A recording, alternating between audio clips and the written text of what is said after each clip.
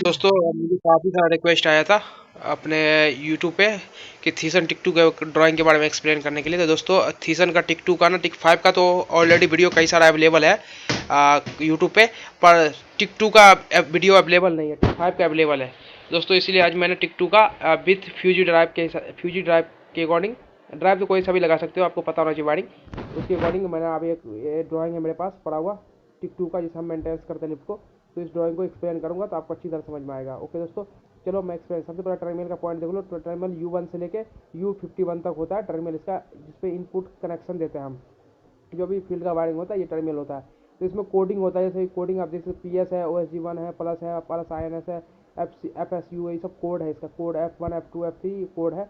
इस कोड के अकॉर्डिंग आपको पता लगाना था कौन सा किस चीज़ का पॉइंट है। तो दोस्तों मैं बता दूं, अभी मैं ड्राइंग समझाऊंगा तब आपको समझ में आ जाएगा चीज़ें। अब एक बार ये टर्मिनल है उसका, ये पावर टर्मिनल की बात करें तो पावर टर्मिनल वहाँ RST पावर टर्मिनल होगा, न्यूट्रल अर्थिंग और UPS इनपुट और UPS आउटपुट।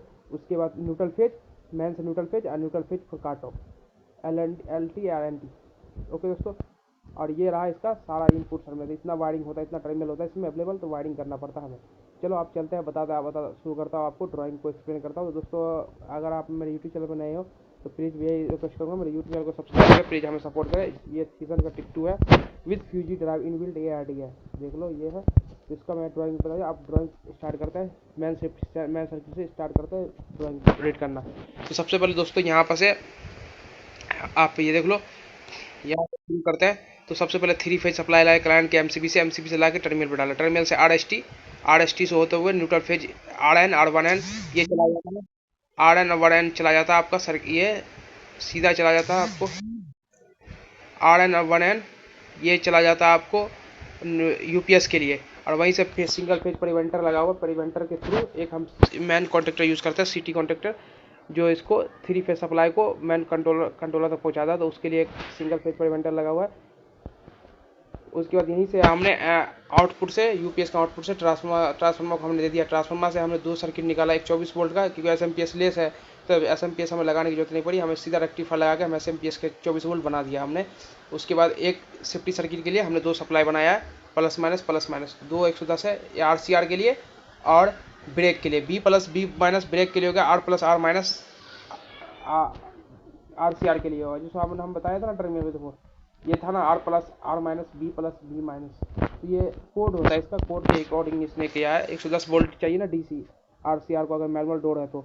और ये है तो उसको भी अगर ब्रेक को ऑपरेट कराने के लिए, RCR को ऑपरेट कराने के लिए दो चीज़ इसने यूज़ किया, एक URB NO पॉइंट और CT, ये दोनों पॉइंट से कनेक्शन आएगा तभी ब्रेक भी और RCR भी ऑपरेट होगा। उसके बाद यहीं से उसने फ्यूज भी लगा दिया, आप देख सकते फ्यूज लगा हुआ, F1 फ्यूज है, F2 F3 फ्यूज है, ये फ्यूज होता है। अब रियल मैं डायग्राम रियल कंट्रोलर दिखाऊंगा आपको, चीज़ें समझाऊंगा, पहले आप यहाँ समझ लो। ट्रांसफार्मर हो गया, फिर क्या होता है इसको ऑपरेट करने के लिए 5 वोल्ट भी चाहिए होता है, एडको की तरह होता है, 5 वोल्ट भी चाहिए, 12 वोल्ट भी चाहिए, इसको 24 वोल्ट भी 5 वोल्ट। तो 5 वोल्ट के लिए एक रेक्टिफिकेशन PCB लगा होता है PS1, इससे हम 5 वोल्ट इसको देते हैं, कार्ड को 2 वोल्ट चाहिए। आप चलते हैं सेफ्टी सर्किट पे। ये होगा न्यूट्रल फेज मेन सप्लाई, जो मैं आपको बताया था, और ये MCB के थ्रू ट्रांसफार्मर को चला गया। और ये N2 R2 है ना, UPS के आउटपुट से आ रहा है।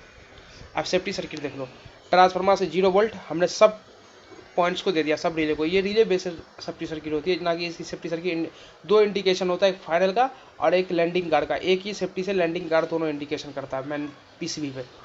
दो LED होता है, एक फाइनल का एक लैंडिंग गार्ड का होता है। बाकी सारी सर्किट रिले में इंटरलॉक किया जाता है। जैसे यहाँ से शुरू हुआ, यहाँ से शुरू होने के बाद PS contractor MN2 contractor, PS contractor और MN2 कॉन्ट्रेक्टर के एनो पॉइंट से क्रॉस होके ये जाता है ड्राइव के रेडी पॉइंट पे। रिले होता है ना, रिले आउटपुट, जब ड्राइव रेडी होगा तो सेफ्टी आ जाएगी। अगर जैसे ड्राइव में फॉल्ट आएगा तो सेफ्टी को कट कर देगा।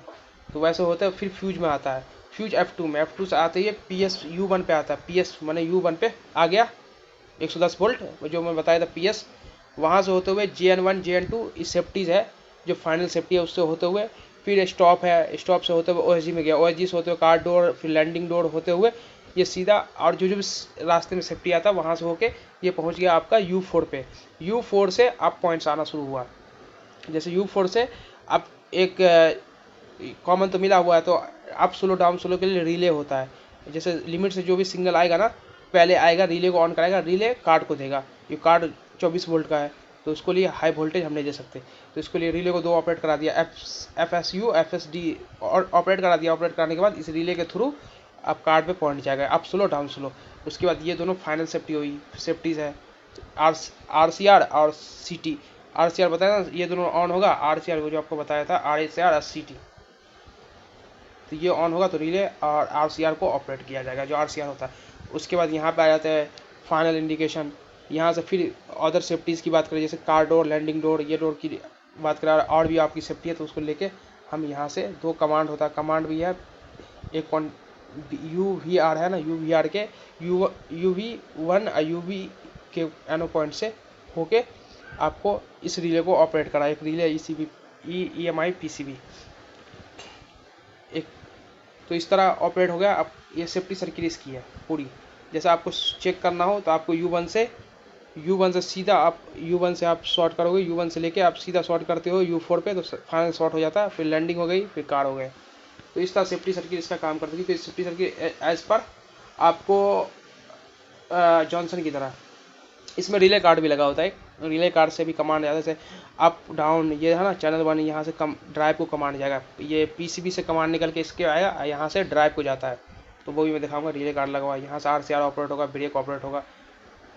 ये रहा इसका मेन बोर्ड टिक 2 का। तो इस टिक 2 को मैं बताया 5 वोल्ट चाहिए, तो 24 वोल्ट यहाँ से दे दिया। अब 5 वोल्ट यहाँ पर देखो, 5 वोल्ट 24 वोल्ट यहाँ चैनल 6 पे और चैनल 5 पे 5 वोल्ट दिया ना, दो मैंने बताया था जो आपको। तो ये लैंडिंग का कॉल होता है, up calling, down calling, COP calling, और उसके बाद डिस्प्ले आउटपुट पैरेलल होगा, पैरेलल सेगमेंट है। उसके बाद यहाँ से कमांड निकल रहा है, जैसे यू आर यू टू हो गया फॉरवर्ड, रिवर्स, और रिले 6 के लिए फिर X1 X2 चैनल, ये जो भी सारा कमांड भी आर सी आर, यहाँ से कमांड निकलता है ड्राइव से, आउटपुट कमांड जो ड्राइव को भी जाता है और कुछ ऑपरेटिंग सिस्टम को जाता है। उसके फैन के लिए ये हो गया। उसके बाद यहाँ पे होगा कंट्रोलर से, कंट्रोलर को आता जो मैं बताया था सेफ्टीज आती है यहाँ पे आती है। उसके बाद ये सब जो भी इनपुट्स चाहिए वो यहाँ पे आता है, चैनल नंबर 7 पे और चैनल नंबर 8 पे। ओके दोस्तों, अब चलते हैं ड्राइव पे।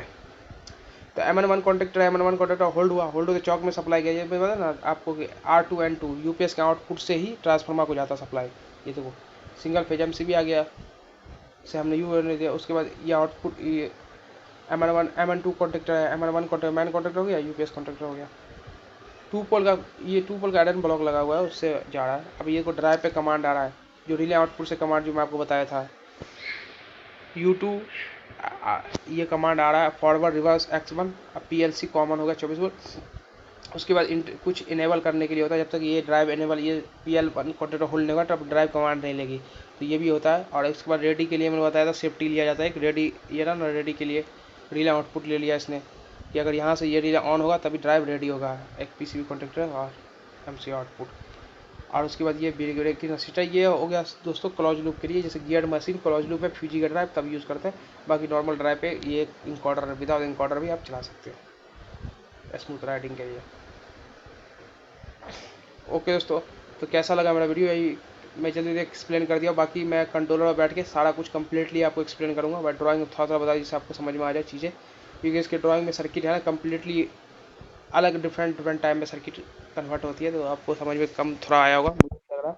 बाकी मैं आपको एक्सप्लेन कर दूंगा। ये ड्राइंग आपको चाहिए तो प्लीज़ कमेंट सेक्शन में मेंशन करें। ये एड सिमिलर एडगो की तरह होता है, इसमें कोडिंग का काम, सारा कोडिंग है, कुछ भी लिखाने की, जैसे आपको पता नहीं कि F7 क्या है, F8 क्या है, कोडिंग होता है, कोडिंग के अकॉर्डिंग ही काम होता है। ओके दोस्तों, तो थैंक यू फॉर वॉचिंग।